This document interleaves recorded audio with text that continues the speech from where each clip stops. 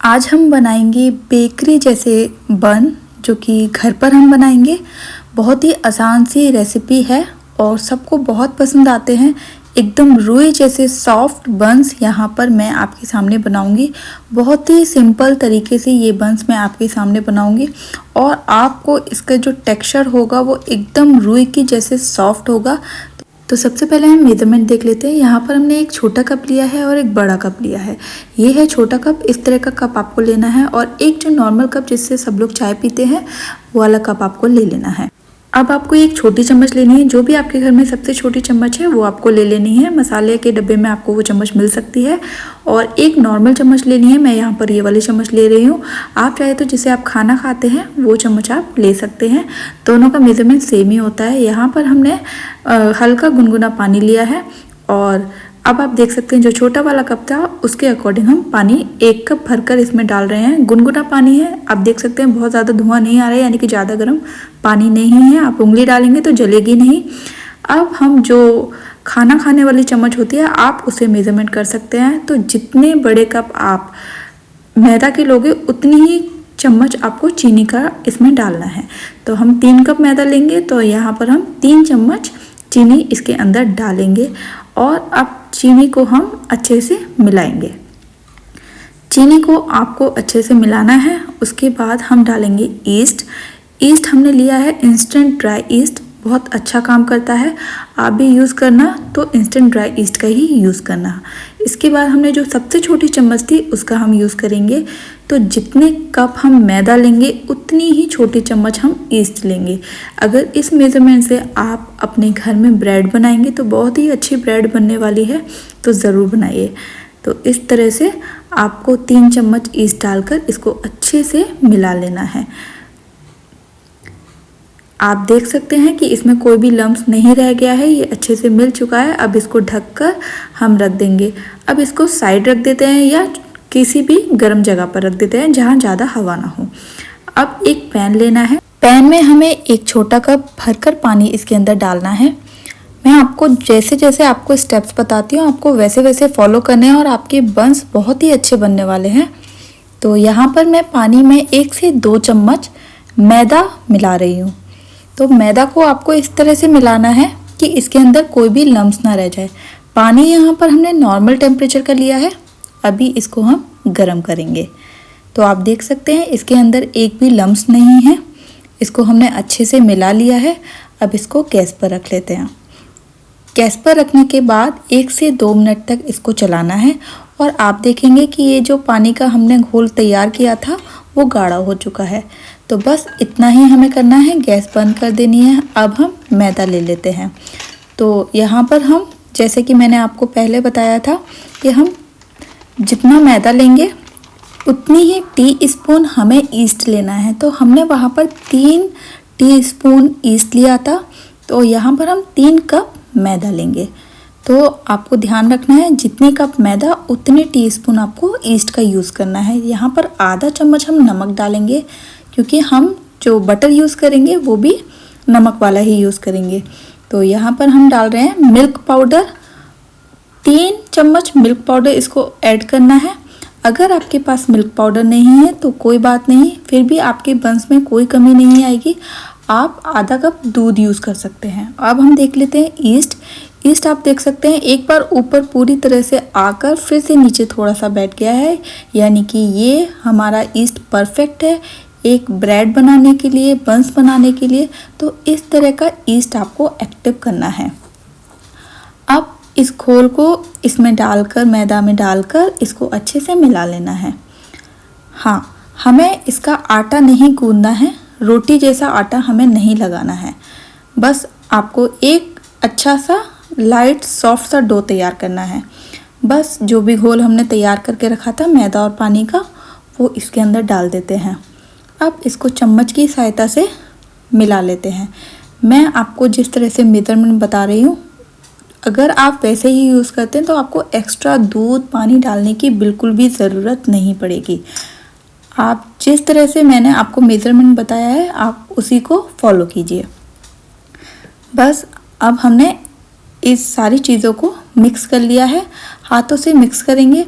अब हमें एक फ्लैट सरफेस चाहिए जिस पर हम इस सारे आटे को निकालेंगे। तो हमने किचन का ही सरफेस ले लिया है। अब हम इस सारे आटे को, सारे मिक्सचर को हम फ्लैट सरफेस पर निकाल लेते हैं। और इसको जिस तरह से आप देख सकते हैं कि मैं मसल रही हूँ, इसको फोल्ड करते हुए, बार बार इसको फोल्ड करते हुए, ये पहले बहुत चिपकेगा क्योंकि बहुत गीला होता है ये, लेकिन धीरे धीरे क्या होगा, जैसे जैसे आप मसलते रहोगे वैसे वैसे ग्लूटेन डेवलप होगा। ग्लूटेन डेवलप होने की वजह से ये चिकना हो जाएगा आटा, और आप देखेंगे कि ये हाथों से पूरी तरह से छूट जाएगा। अब यहाँ पर हम बटर यूज़ कर रहे हैं। मैंने आपको पहले बताया था कि हम सॉल्टेड बटर ही यूज़ करेंगे, और बटर हमने थोड़ा सा मेल्ट कर लिया है। गैस पर 1 मिनट रखने के बाद ये मेल्ट हो चुका है। तो मेल्टेड बटर आपको यूज़ करना है, और आप देख सकते हैं कि धीरे धीरे आटा हमारे हाथ से छूटने लगा है, यानी कि अब ये आटा चिकना होने लगा है।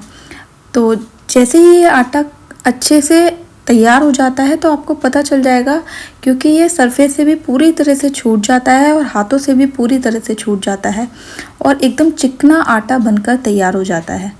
तो आप देख सकते हैं, अब हम इसको इस तरह से पटकेंगे जिससे कि आपको पता चलेगा कि इसमें कितना ग्लूटेन डेवलप हो चुका है। ये जितना लंबा होता है उतना ज़्यादा ग्लूटेन इसके अंदर अच्छा खासा डेवलप हो चुका है। उसकी वजह से एक कॉटन जैसी बन या ब्रेड आपके सामने बनकर तैयार होती है।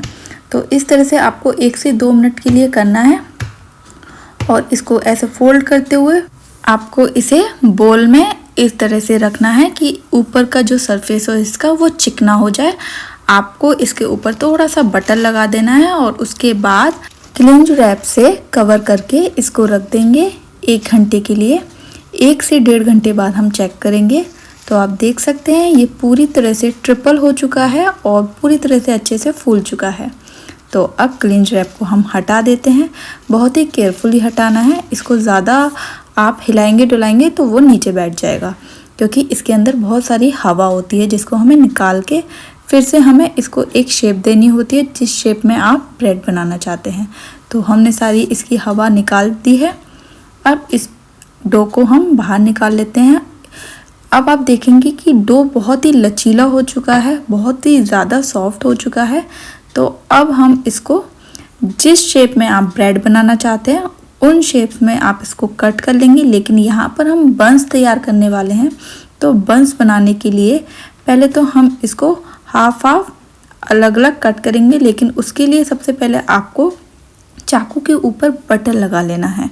बटर लगाने से आटा चाकू से चिपकेगा नहीं और बहुत ही आराम से अलग हो जाएगा। घर में छोटी छोटी टिप्स और ट्रिक्स के साथ अगर हम कुछ काम करते हैं तो बहुत ही आसानी से हो जाता है वो काम। ब्रेड बनाना लोगों को बहुत मुश्किल लगता है, लेकिन बहुत ही आसान होता है ब्रेड बनाना, बंस बनाना। बस छोटी छोटी चीज़ें याद रखनी पड़ती हैं जिनको ध्यान रखते हुए अगर हम कुछ काम करेंगे, ब्रेड्स बनाएंगे तो बहुत ही आसानी से ब्रेड बन जाती है। तो हमने इसको 3 पार्ट में इस पार्ट को डिवाइड कर लिया है और दूसरे पार्ट को भी हम 3 पार्ट में डिवाइड कर लेंगे। तो आप समझ सकते हैं कि हम यहाँ पर 6 बंस बनाने वाले हैं। अब एक पार्ट लेते हैं बंस बनाने के लिए। इसको इस तरह से आप देख सकते हैं नीचे की तरफ घुमाते हुए ऊपर का सरफेस चिकना कर लेना है, जिससे कि जब बंस ऊपर उठकर फूलने लगे तो एकदम चिकना सरफेस उसका दिखाई दे। तो इस तरह से सारे हमने जो लोइयाँ तैयार करके रखी थी वो इस तरह से आपको बनानी है, नीचे की तरफ फोल्ड करते हुए, और इसको चिपकाना है आटे को। अब हमने जो ट्रे लेनी है वो जो ओवन वाली ट्रे होती है वही आपको लेनी है। उसके ऊपर बटर पेपर लगा लेना है। हमने जो ये बंस तैयार करे हैं उनके ऊपर बटर लगा दिया है। आप अगर नहीं लगा रहे हैं बटर तो आप ये जो आपने बटर पेपर लगाया है इसके ऊपर बटर आप लगा सकते हैं। अब थोड़े से सेसमे यानी कि तिल हमने इसके ऊपर डाल दिए हैं, और अब इसको कवर करके अच्छे से आधे घंटे के लिए फिर से हम रखेंगे। आधे घंटे से लेकर 1 घंटे तक आपको रखना है। 1 घंटे बाद आप चेक करेंगे कि बंस हमारे फूल चुके हैं, लेकिन अभी ये पूरी तरह से नहीं फूले हैं। अभी इनको 1 घंटा हो चुका है, लेकिन जैसे ही हम इसको ओवन में रखेंगे वैसे ही ये डबल हो जाते हैं। मैं आपको पूरा यहाँ पर वीडियो दिखाने वाली हूँ बिना स्किप करे, जिससे कि आपको पता चले एक एक स्टेप पर कि क्या होता है। तो अवन में हमने इसको रख दिया है।